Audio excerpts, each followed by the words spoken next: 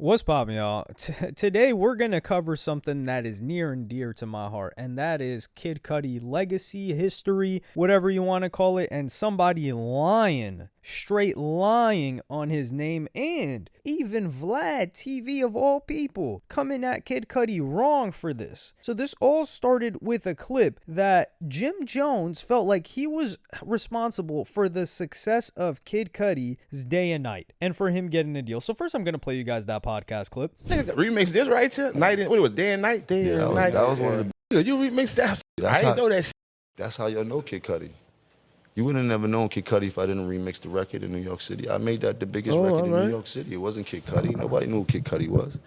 Kid Cudi became about because he had video directors that I wanted them to do a video, and I asked them to show me a video they did before, and they showed me this kid on top of a roof with a record called Day and Night. Right. He worked in the store under the label. It was nobody. I was like, oh, yo, did this? I said, I like the record.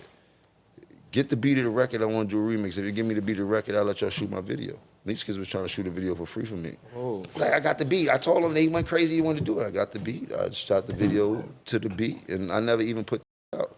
They put it up on YouTube. They ripped it off of YouTube, and it became the biggest record in New York City. And that's how Kid Cudi became an artist. They ended up giving him a big deal off of Jim Jones' back. If I'm lying, I'm fine. First off, I really like the run that Jim Jones has been on this past year. Like, Jim Jones needs to keep it up. I do think, now, granted, if I was dealing with Jim Jones, like in the capacity that Ye was dealing with him, where the guy couldn't even make a PDF, but he was willing to take an M to introduce you to some crypto team, like making money off of that relationship, grimy behavior. But Jim Jones has been consistently releasing music. He's been rapping at a better level than he's rapped since who knows how long. And this is the hottest that Jim Jones has been since We Fly High, if we're keeping it real. So I like his consistency, but just dropping nonsense after nonsense like this, I mean, it's keeping him, I guess, in relevancy.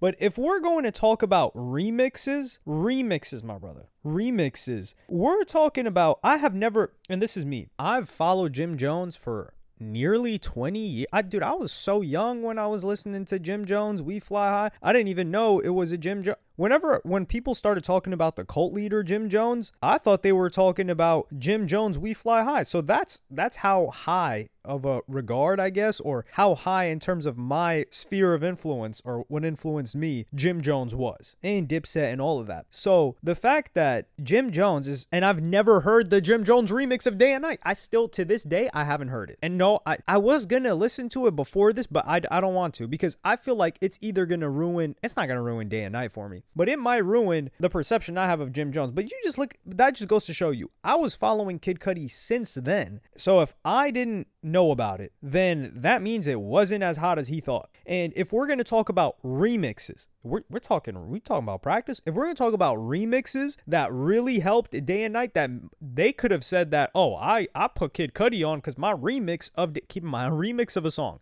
People remix songs when they already got hot. So for people that could actually say, yeah, Crooker's remix or the Steve Aoki remix, that's where people could say, is Crooker's even a group? I don't even know. But Steve Aoki has a better shot and a more legitimate, what do you even want to call it, claim that he put Kid Cudi on, which even Steve Aoki himself would say he never put Kid Cudi on, even though that remix has hundreds of millions of streams. It was very popular, brought people to a new audience. Now, what happened, and this is where we got to go into Vlad's response for this, and he says, people are roasting Jim Jones for saying he's the reason Kid Cudi blew up, but he's absolutely right. Nobody knew who Cudi was until Jim Jones did the Day and Night remix. This is, dear God almighty, this is cap. Keep in mind, Vlad has some sort of a personal gripe against Cudi because he was calling Kid Cudi a snitch for going up there and being subpoenaed to show up to court to testify against Diddy, who harmed his dog,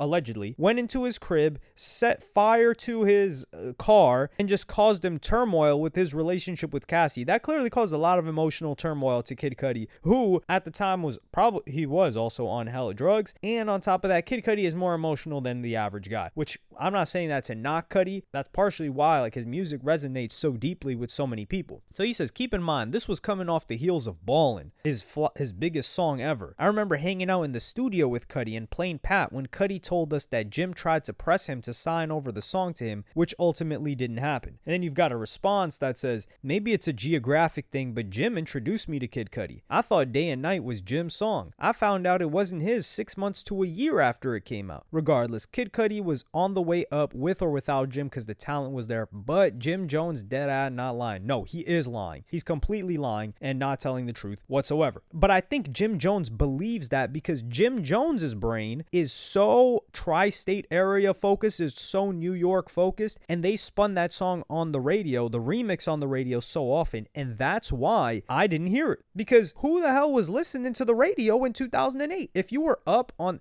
I'll tell you guys how I found out about Day and Night. So I found out about Day and Night. It was my birthday. Yeah, it was my birthday party. And we had like a sleepover. Pause on that. Like we were so young. I don't know. I was maybe 9, 10 years old. I don't even remember. But I had a homie who was writing raps and was rapping since we were like maybe 5 years old. Like I've never written a rap. I've never rapped. I've never wanted to rap. But my best friend, he loved, like he put me onto so much stuff when I was younger. Like he put me onto WWE when we were like maybe like 5 years old or something like that. But it was at my crib, and I remember because we had just moved into a new spot. So he's like, yo, you got to check out this new guy, Kid Cudi. Because my homie, he was a really, really big Lupe Fiasco fan at the time, too.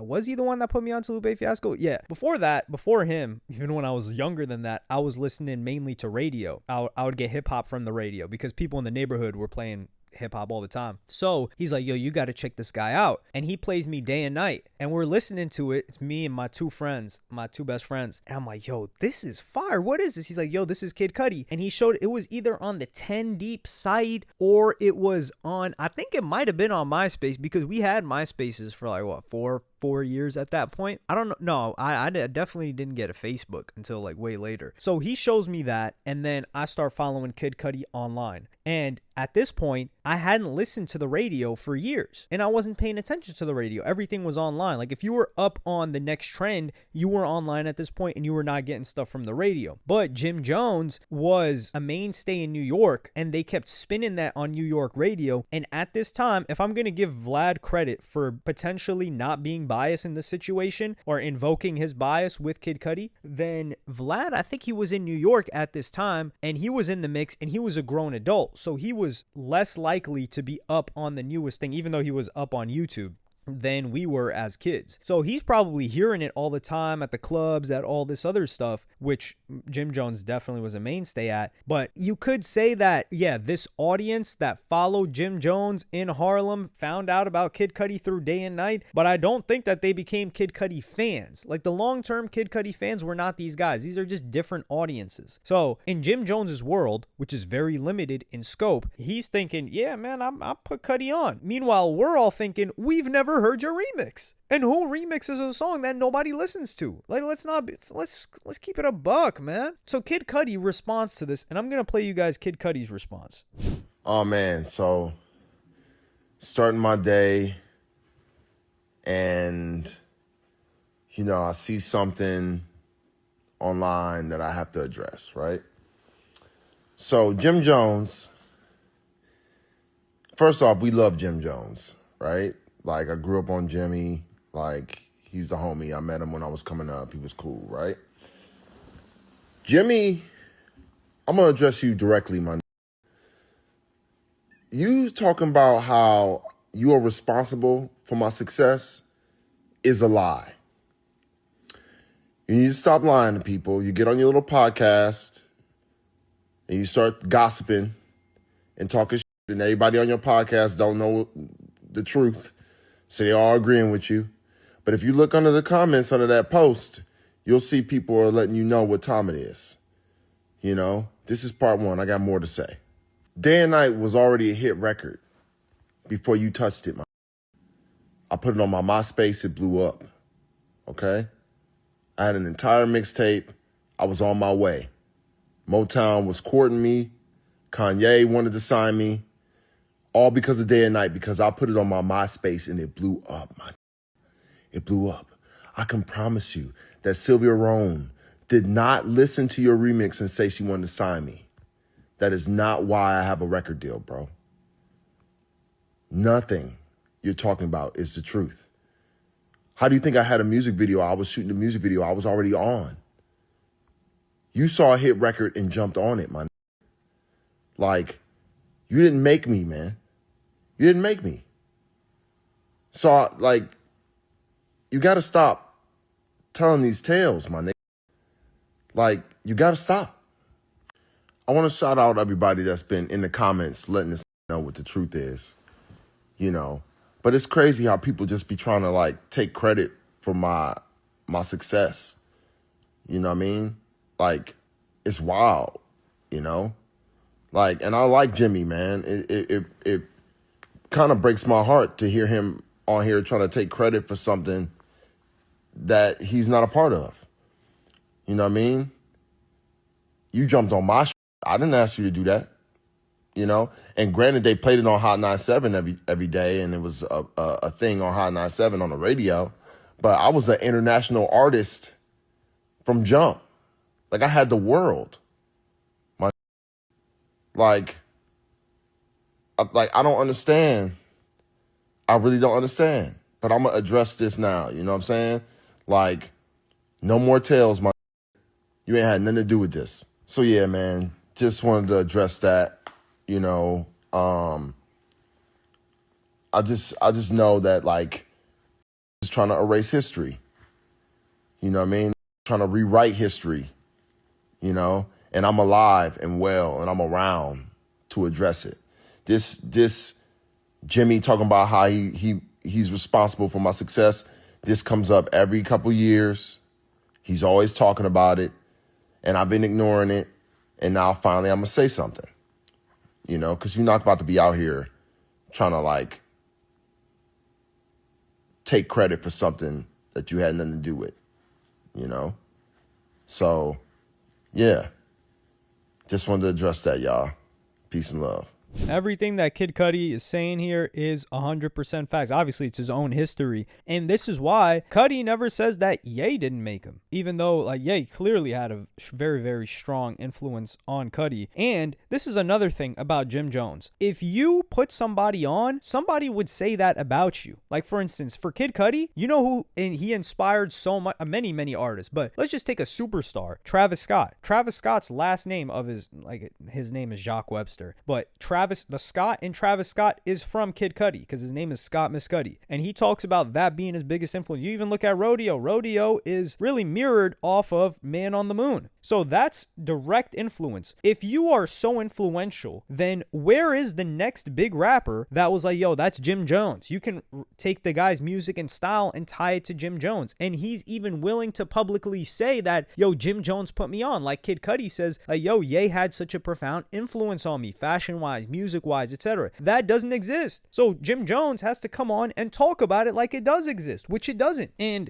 yeah, maybe you could say, hell, who from New York? Dave East, maybe? You could say it was like Jim Jones inspired. I don't even know if he says that himself, but I think this is just foul. To a degree, it's disrespectful almost. And Cudi addressed it with the utmost respect towards Jim, but he's like, yo, listen, you didn't have anything to do with this. This ship was on the way up, and most people had not even heard of the remix. That's the thing. And usually, the remix, like, who else has he remixed that blew up? I can't even think of any names. And that's the problem with this. It's just, but this is somebody like Jim Jones, you cannot tell him otherwise. You could show him the facts right in front of him, but in his brain, there exists this version of the world where he's the hottest thing. And I don't know why that doesn't reflect into hits, considering that Kid Cudi has probably, not 100 songs, that would be crazy, that have more streams than Jim Jones's biggest hit ever. But what are we doing here, man? I think this is wild. And then Kid Cudi responds to the Vlad tweet because one of his fans tweeted at him and he said, haha, ain't nobody trying to hear what this bum has to say. And then Vlad gets on there and, you know, comes back and says like, oh, this person's a cokehead, this and that, which, yeah, we know Kid Cudi has a history with substances, but what we're talking about here is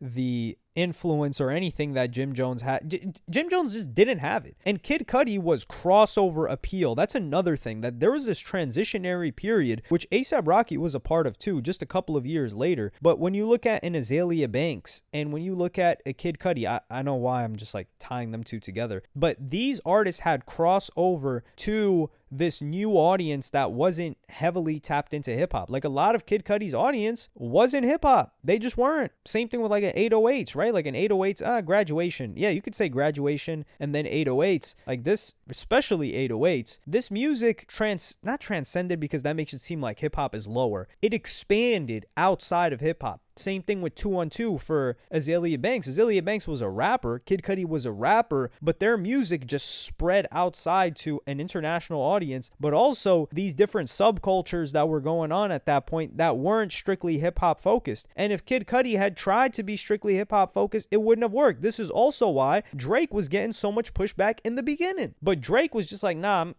I'm settling my feet down here. I'm making it known that I am hip hop and I'm going to take all of the brunt, but I'm going to keep putting out hits and hits and hits and great albums and mixtapes until people were eventually like, all right, man, yeah, he's got it. But Jim Jones would respond to this in a long IG post that I'm gonna read for you guys, where he says, if you not from New York, you wouldn't understand, LOL. No, this is the problem. If only the people from New York would understand that Jim Jones put on Kid Cudi, who is a global artist, then clearly you're the problem. You're the one that's wrong. A state, we can even take it to the city of 8 million people. Let's give them 20 million people. 20 million people in the state of New York compared to the hundreds of millions, if not a billion plus, that have heard Kid Cudi's music. LOL, just a fact check. I love Cudi also, but when this dropped, no one ever heard of you. I wasn't played on the radio or any BET MTV. This is where I'm telling you, this is why people like Jim Jones got left behind. Yes, because it was played online. People were listening to it online. They were listening to it on Tumblr. I told you, my homie played it for me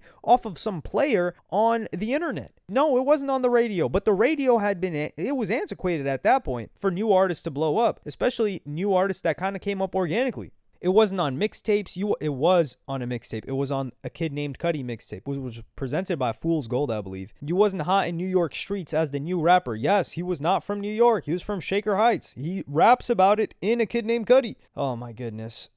I ended up doing a freestyle for your record at the time, which is still a New York classic till this day. No, it's not. Nobody talks about that track. You didn't have a deal yet at all when I did this freestyle. I remember your video was shot by my intern, and only the reason I let him shoot this video is because I asked him to show me what work he's done. So his video was shot by his intern. Oh my goodness. He showed me this video they did for you. So the only reason that the video was shot for him is because that guy did a video for Kid Cudi. This is kind of like circular here. Anyway, he goes on, your record never got played on Hot 97 at all. Nobody cared about Hot 97. This guy was out of here. He was an international act. And on top of that, Kid Cudi dropped hit after hit after hit after that. What did Jim Jones drop? The Day and Night remix that he dropped was not even a hit. They had to spin that on radio and force people to listen to it. Now, granted, like, people probably did mess with it because it was Jim Jones and they messed with the beat or whatever. But yeah, man, this is... And then towards the end, he says, we won't have slander on the truth. Keep me on your Explorer. Too easy. Should slap yourself for reading this long essay. LOL. Y'all fall for anything. So now he's trying to turn it into, I'm just baiting for attention. But really, a lot of people don't want to understand this, but not all attention is good attention. Because like I said, Jim Jones is doing a good job at keeping himself relevant. But I think we need some more relevancy tied to his music. Like, how about he remixes a poppin' song right now? Like, we give DaBaby a lot of credit for remixing songs that